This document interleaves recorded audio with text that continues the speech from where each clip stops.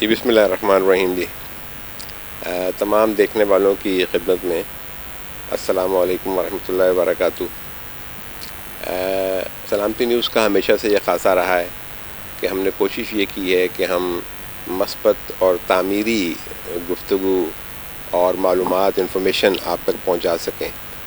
اس حوالے سے ہمیشہ کی طرح پہلے بھی ہم حاضر ہوتے رہے ہیں یہاں پر، اور آج بھی ہم موجود ہیں ایک ایسی شخصیت کے ساتھ کہ وطن عزیز کے لیے بڑی خدمات ہیں، اور آپ کو یہ پتہ ہے کہ وطن عزیز کے لیے جو بھی خدمات دینے والے ہیں تو ان کے راہ میں رکاوٹیں بھی ہوتی ہیں، پریشانیاں بھی ہوتی ہیں اور زیادہ ہوتی ہیں، تو لیکن خصوصاً ماہی گیروں کے حوالے سے ایک بہت بڑا نام، ایک ایسا سایہ جو تمام ماہی گیروں پر ہمیشہ سایہ فگن رہتا ہے، اور ان کی خدمت کے لیے، ان کی آبیاری کے لیے، ان کو ترویج دینے کے لیے کوشش کرتے رہتے ہیں۔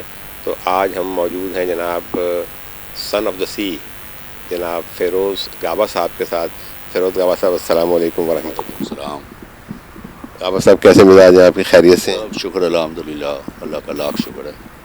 اچھا، میں ناظرین کو یہ بتانا چاہوں گا کہ گابا صاحب سے ہماری پہلی بھی گفتگو رہتی ہے، خاص کر فشریز کے حوالے سے، کیونکہ ان کا شعبہ ہے اور ان کی بڑی خدمات ہیں۔ اور میں سب سے پہلے تو چاہوں گا کہ اگرچہ کہ ہم اس بات کا ذکر پہلے بھی کر چکے ہیں، لیکن ابھی جو دیکھنے والے ہیں تو گابا صاحب تھوڑا سا مختصر، داستان تو بڑی طویل ہوگی آپ کی زندگی کی، کیونکہ مجھے معلوم ہے کہ بہت محنت اور مشقت کے بعد الحمدللہ آپ نے یہ مقام جو ہے حاصل کیا، اور اللہ تعالیٰ نے یہ تمام عنایات کی۔ تھوڑا سا اپنے بارے میں بتائیں مختصراً، اگر آپ سمر اپ کریں کہ کیسے آپ نے زندگی کا آغاز کیا اور کیسے کن کن مراحل سے گزرتے ہوئے یہاں تک پہنچے۔ سر میں 6 سال کا تھا، میرے والد کا انتقال ہو گیا، اور 12 سال کی عمر کے اندر فشری میرے گھر سے نزدیک تھی، میں خارادر میں رہتا تھا، اور وہاں سے پیدل جانا پیدل آنا۔ پھر میرے پاس جھینگا چھیلنے کا ایک مجھے آرٹ ملا، تو گھر گھر لے گیا۔ جو میرے پاس، میری ایج کوئی 18-17 سال تھی، تو میرے پاس کوئی 17 پلنگ شیڈ تھے، اور 17 پلنگ شیڈ کے اندر کوئی 8-10 ہزار لیڈیز کام کرتی تھی۔ پھر 83 کے اندر میں پلنگ شیڈ سے پھر فیکٹری کے اندر آ گیا، جو میں ایکسپورٹ پہ آ گیا۔ اس سے $13 تھا، جب اسٹارٹ لیا تھا تو $11 تھا۔ پھر اس کو جب سب سمجھا تو پھر $13 85 کے اینڈ تک $13 چلا، اور اللہ نے پھر مجھے آگے کیا۔ پھر میں گوادر میں 5 فیکٹری بنائی، پھر کراچی کے اندر 5 فیکٹری ایسی تھی جو بند پڑی ہوئی تھی 25-30 سال سے، وہ کمپنی کو میں نے جس اونر تھے اسے خریدی، پھر اس کا پورا ٹیکس بھرا، ہاربر کا کرایہ تھا وہ بھرا۔ پھر وہ کمپنی بھی آج ماشاءاللہ میں سمجھتا ہوں 1000 کروڑ کا ایکسپورٹ کر رہی ہوگی۔ پھر مجھے تو بہت تنگ کیا گیا، پھر میں نے ایک فیکٹری میرے پاس ابھی ہے، وہ 5 فیکٹری تھی، وہ میں نے بیچ دی۔ اور پھر کورنگی ہاربر جو 28 سال سے بند تھا، وہ ہاربر کے اندر میں نے پہلی فیکٹری لگائی۔ آج کم سے کم وہاں بھی 40 فیکٹری ہے، گوادر میں بھی 100 فیکٹری ہوگی۔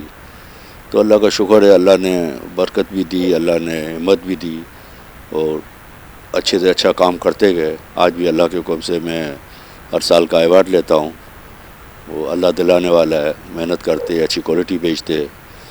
تو فشری کے اندر جب ویتنام کا ایکسپورٹ آپ کا $10 بلین کا ہے، ہم تو 400-450 ملین میں ہی رکے ہوئے۔ تو فشری کو بھی بہتر بنانے کی بہت ضرورت ہے، اور ہم تو فری کے ایڈوائزر ہے، کچھ ہم سے ایڈوائز لے ہوئے تو ہم بہت کچھ بتا سکتے ہیں۔ فشرمین کو ایجوکیشن دے ہوئے، فشرمین کو ٹریننگ دے ہوئے، فشرمین جب جاتے ہیں تو اس کو 10 منٹ کی ٹریننگ دے ہوئے، اور اچھے طریقے سے سمجھا ہوئے، اس کو بھائی شاباشی دے ہوئے، اچھا مال لاوے تب شاباشی دے ہوئے، جب آوے تو اس کو ایک $10,000 انعام دے ہوئے، وہ جو 100 کروڑ سے زیادہ کی کمیشن وہ دیتے۔ تو فشرمین کو بھی شاباشی دینے کی ضرورت ہے، اور ایجوکیشن دینے کی ضرورت ہے، تو فشری بھی بہت بہتر ہو سکتی ہے۔ ہمارے پاس بھی سمندر ہے، دریا ہے، تو وہاں ویتنام کے اندر بھی یہی سمندر دریا سے یہ لوگ فارم کرتے، کیچ فارمنگ کرتے، سب میں نے وزٹ کی ہے، کئی دفعہ گورنمنٹ نے بھی ہمیں بھیجا۔ تو جب ہم واپس آتے تو کوئی رزلٹ نہیں ہے۔ یو ایس اے کی طرف سے بھی، یو ایس اے میں کینساس یونیورسٹی کی سرٹیفکیٹ لے کے آیا ہوں، جو فیمیل سے میل کر دیتے فش کو، پھر وہ گرو کرتی ہے تو 1 کلو 1.25 کلو کی فش ہو جاتی ہے۔ تو یہ سب میں فشری بورڈ میں بھی رہا ہوں، جو 200 करोड़ रुपए मिले थे, उसका मैं एक डायरेक्टर था। शौकत अजीज़ के साथ मैं कोरिया गया, चौधरी शुजात था, तो वहाँ भी हमने पूरी विज़िट की, कोरिया, बुसान, सोल, फिर वहाँ से मलेशिया, फिर थाईलैंड। तो ये भी 2-3 विज़िटें हुई। इतना गवर्नमेंट ने खर्चा किया, यहाँ के फ़िशरी को हाइजीन करने के बजाय और फ़िशरी गंदी हुई, तो उसको अच्छा करने की बहुत ज़रूरत है। आली शान हमारे को फ़िशरी मिली थी, और आप अभी फ़िशरी का हाल देखें तो अल्लाह माफ़ करे, कभी कभी दिल रोता है। तब अभी मैं भी 70 साल का हो गया हूँ, तो अभी ख़ुद तो मेहनत नहीं कर सकता हूँ, बस एडवाइस कर सकता हूँ, ये बेहतर करो, इस तरीके से बेहतर हो सकता है। फिर चाइना हमारा बहुत बड़ा बायर है, उसको भी हम अच्छे तरीके से काम करें तो चाइना को भी समझाओ या फिनिश पैक करे। तो चाइना की कंपनी देखा हूँ मैंने, 2-2 हज़ार लोग काम करते, 1500-2000 एक कंपनी में काम करते। तो चाइनीज़ यहाँ भी फिनिश पैक करे, यहाँ से लोगों को फैसिलिटी देवे, तो हमारी बंदों को रोज़गार मिलेगा, 1000-1500 लोगों को रोज़गार मिलेगा। तो हालत तो मुल्क की बहुत बुरी है, जो बेचारे जो हमारे पास भी काम करते उसको पूरा ही नहीं होता है, राशन लेते, बिजली का बिल देते, नहीं होता है। कभी कभी हमें भी अफसोस होता है, भाई हम क्या कर रहे हैं अपने स्टाफ के साथ। तो अभी सबके साथ ये प्रॉब्लम है, तो स्टाफ भी बढ़ा नहीं सकते, 2-4 बढ़ा भी लेते हैं तो फिर हमें कंपनी को मसला होता है। हमारे भी बिजली के बिल कोई 60-60 रुपया यूनिट हो गए, तो सबको तकलीफ है। मैं सिर्फ अपना नहीं, फिर मार्कअप रेट 22%, तो आप सोचें 22% के अंदर कैसा इंसान काम कर सकता है। हमें तो बाहर माल भेजना होता है, तो हमें तो पेमेंट उस टाइम में नहीं मिलती है, तो बैंक से ही फाइनेंस लेना होता है, वो भी मार्कअप हमारे सर पर आता है। फिर यहाँ आपको पता है जो भी काम करो, तो जैसा कैपेटी है या फिशरी हार्बर है या कोरंगी हार्बर है, ये भी सब चीज़ें एक मुकाबला करना होता है। तो बस मैं तो बोलता हूँ बस अल्लाह ताला पाकिस्तान को अच्छा बनावे और पाकिस्तान अच्छा बने। हमने तो बहुत अच्छा पाकिस्तान देखा है। माशाल्लाह जी, बिल्कुल सही कहा आपने।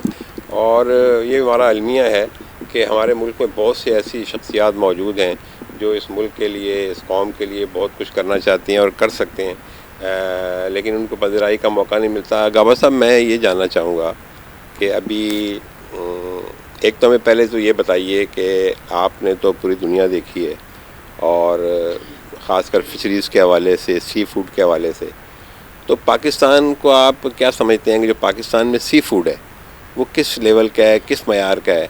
अगर मैं ये कहूँ कि थोड़ा सा हमें ये बताइए कि दुनिया भर में नंबर 1, नंबर 2, नंबर 3 हम किस नंबर पे हैं? सर, हमारा सी फूड जो है ना, पूरा बलूचिस्तान का एरिया और या सिंध का एरिया, वहाँ कोई इंडस्ट्री नहीं है। तो हमारा तो सी फूड ऑर्गेनिक है, साफ़ सुथरा पानी है।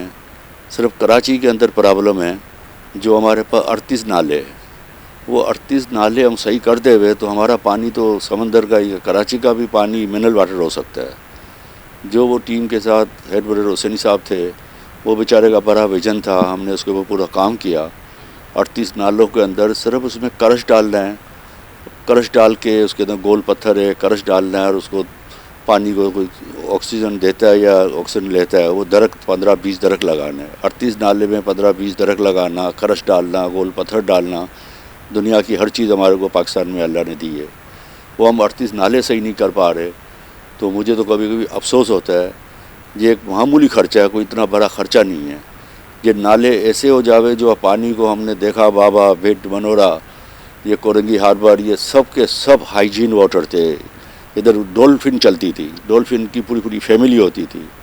अब ये इतना गंदा कर दिया, जैसा नाला बना दिया, उससे हमारे पाकिस्तान की रिपोर्टेशन भी ख़राब हो रही है। तो मैं तो गवर्नमेंट को, जो भी इदारा मैं बोलूँगा, सर आप इसके ऊपर, ये मामूली काम है, मामूली पैसा खर्च है, इसके ऊपर लगन के साथ इसको करें तो ये नाला साफ़ सुथरा, खुदा देख रहा है। हमने तो बाबा बिट से काडे का माल, झींगा यहाँ से उठाते थे और क्वांटिटी में फिशरमैन झींगा मारते थे। अभी आप आएँ तो उसको देखें, गंदा नाला है।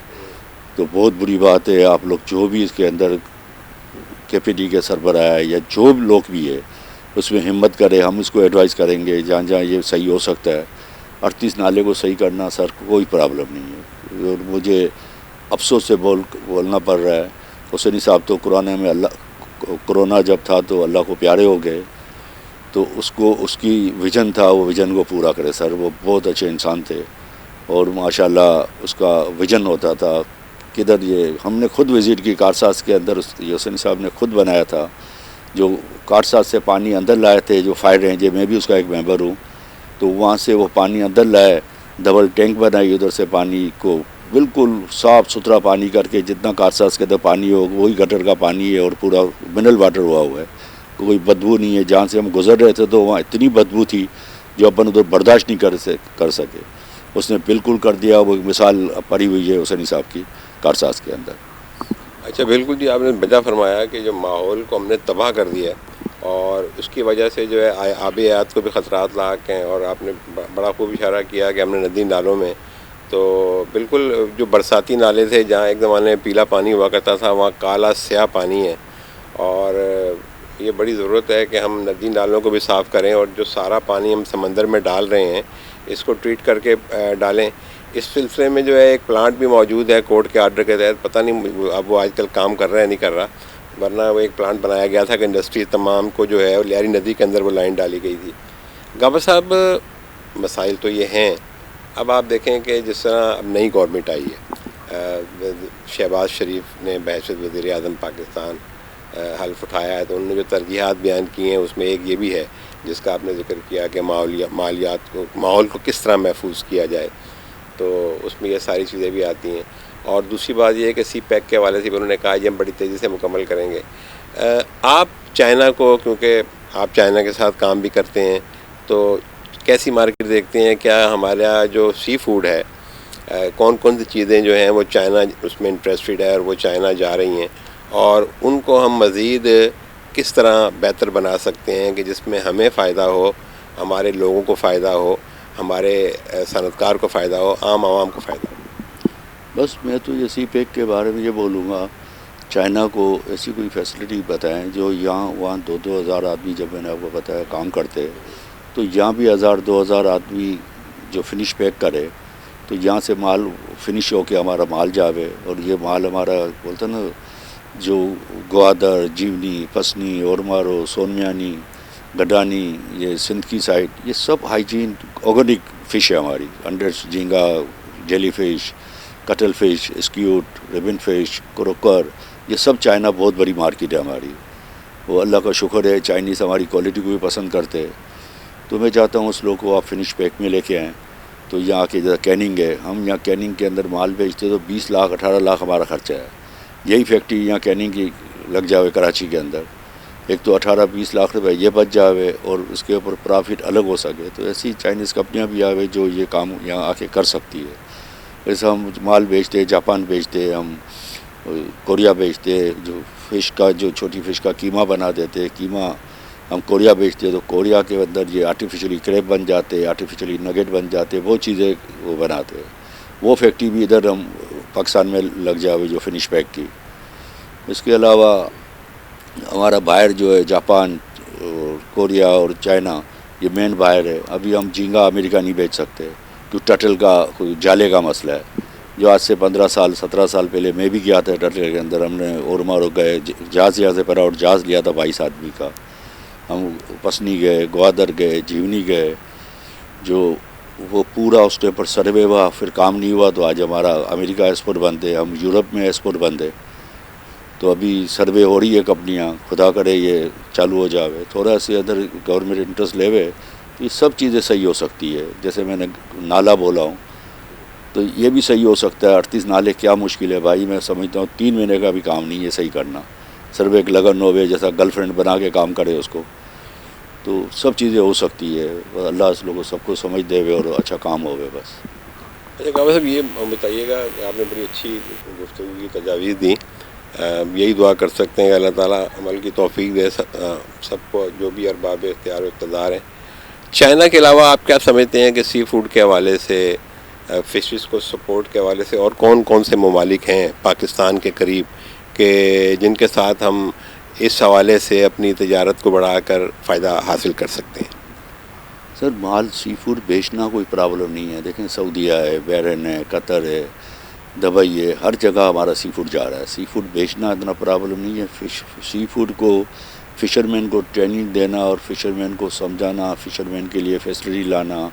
میں تو سب سے پہلے یہ بولوں گا، آپ ایکسپورٹروں کو تو دے دیتے ہو بھائی سیل ٹیکس فری، آپ ڈیزل لاؤ سیل ٹیکس فری ہے، آپ بجلی لے لاؤ سیل ٹیکس فری ہے، کوئی باہر سے سامان منگاؤ سیل ٹیکس فری ہے. ایک عام آدمی جو اسکوٹر میں چل رہا ہے یا ایک عام آدمی جو فشری کی لانچیں چلاتا ہے، ایک انجن سے یہ باہر جاتے ہیں. ابھی بھی 14 آدمی کا انتقال ہو گیا آبا طوفان میں. اس لوگ کو فیسلٹی دیں سر، اس کو فیسلٹی دیں، اس کو ڈیزل اس طرح سے راشن کارڈ بنا دیں جو اس لوگوں کو ڈیزل کم سے کم، اور تو کچھ نہیں دیتے ہو، نہ اس کو نوکری ملتی ہے نہ کوئی گورنمنٹ میں، اور کوئی بیچارے پڑھے لکھے نہیں ہیں، اس کے ماں باپ بھی پڑھے لکھے نہیں ہیں، 1% بھی 0.1% ہوئیں گے. تو اس لوگ کو کوئی فیسلٹی ایسی دیں، اس کی کوئی ٹیم بنائیں جو اس کے لیے ویلفیئر کے لیے کام کرے. پہلے جب پرانے لوگ ہوتے تھے، انجن بھی باہر سے آتے تھے، جالے بھی آتے تھے، بوئے بھی آتے تھے، ایک کوآپریٹو سوسائٹی ہوتی تھی، ایک کام کرتی تھی اس کے اوپر. ابھی نہیں ہو رہا ہے. آپ کبھی کبھی رونا آتا ہے بھائی، کیا فشری تھی اور کیا فشری ہو گئی. تو وہ اللہ سب کو سمجھ دے ہوئے یہی بولوں گا. اچھا گابر صاحب، ہمیں معلوم ہے کہ آپ کو اس خدمات کے دوران بہت سے مسائل کا بھی سامنا کرنا پڑا. تو اس وقت بھی آپ کی بہت سی فیکٹریاں ایسی ہیں کہ جو لوگوں کے لیے، عام عوام کے لیے بھی، اور خاص کر ماہی گیروں کو سپورٹ کے حوالے سے اپنا اہم کردار ادا کر سکیں. کیا کیا مسائل اس وقت درپیش ہیں؟ کون کون سی فیکٹریاں آپ کی فنکشنل ہیں یا کون سی جو آپریٹ نہیں ہیں؟ میں چاہتا ہوں کہ تھوڑا سا وہ بھی ذکر کریں تاکہ ناظرین تک وہ گفتگو پہنچے.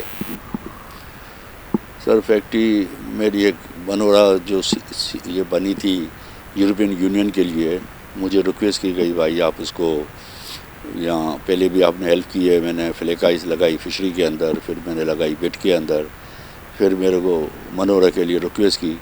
تو میرے بچے بھی منع کر رہے تھے، بولا ابھی بابا آپ نے پوری زندگی کام کیا چھوڑے. میں بولا بیٹا مجھے آخری ہے بس یہ یورپین یونین کی ضرورت ہے، تو مجھے یہ کام مجھے لگانے دیں. تو مجھے یہ فیڈرل گورنمنٹ نے لیٹر دیا، ڈی جی نے لیٹر دیا اور مجھے بولا بھائی آپ نے پہلے بھی ہماری ہیلپ کی ہے، ابھی بھی ہیلپ کرو.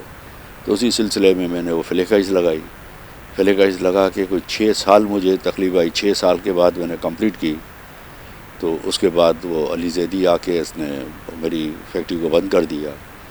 پھر آج دن تک کورٹ میں کیس چل رہا ہے. کورٹ کے اندر بس تاریخ ملتی ہے، تاریخ ملتی ہے، تاریخ ملتی ہے. بھائی میں غلط ہوں تو مجھے غلط فیصلہ دے دو میرا، میں جائز ہوں تو مجھے جائز فیصلہ دو. آپ سوچو ایک بڑی اماؤنٹ کے ساتھ پوری زندگی کی کمائی میں نے ادھر لگا کے میں نے بولا چلو فشرمین کو میں ایجوکیشن دوں گا، فشرمین کو سمجھاؤں گا.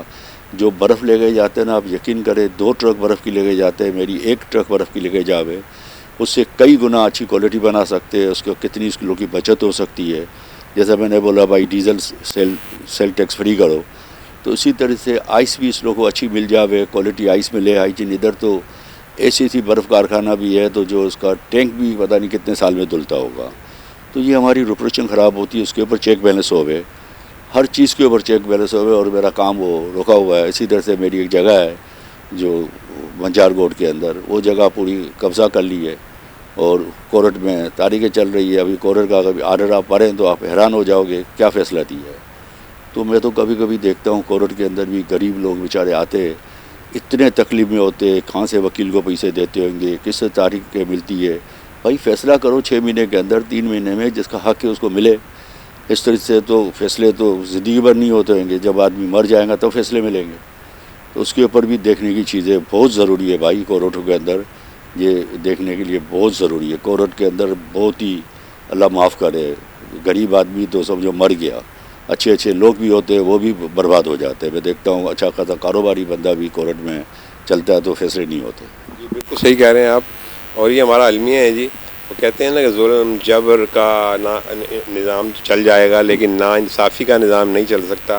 نا انصافی ہیں. اب ہماری عدالتوں کو بھی چاہیے کہ جہاں بعض جگہوں پر جو ہے راتوں رات بھی عدالتیں لگ جاتی ہیں، تو ایسے لوگ کہ جو میں نے گاوا صاحب کی اس فیکٹری کا وزٹ کیا ہے، میں ناظرین کو بتانا چاہوں گا، اور آپ یقین کریں کہ کروڑوں روپے کی، بلکہ اس سے بھی شاید زیادہ مالیت کی وہاں مشینری بالکل تیار پڑی سالوں سال سے پڑی ہوئی ہے. اتنی بہت بڑی فیکٹری ہے، اور میں سمجھتا ہوں کہ شاید وہاں سے گابر صاحب سینکڑوں افراد کو روزگار بھی ملتا جب وہ اسٹارٹ ہوتی. تو اب اتنے سالوں سے محروم ہے. اور کورٹ کی لٹیگیشن آپ کو پتہ ہی ہے کہ ہمارے ہاں جس معاملے کو الجھانا ہو تو جو مافیا ہوتی ہے، جو لینڈ مافیا، قبضہ مافیا یا جو بھی مافیا ہے، وہ کورٹوں میں لے جاتی ہے معاملات کو، اور تاکہ جو ہے وہ بندے کو مجبور کیا جائے کہ وہ ان کی شرائط کو ان سے کمپرومائز کر سکے۔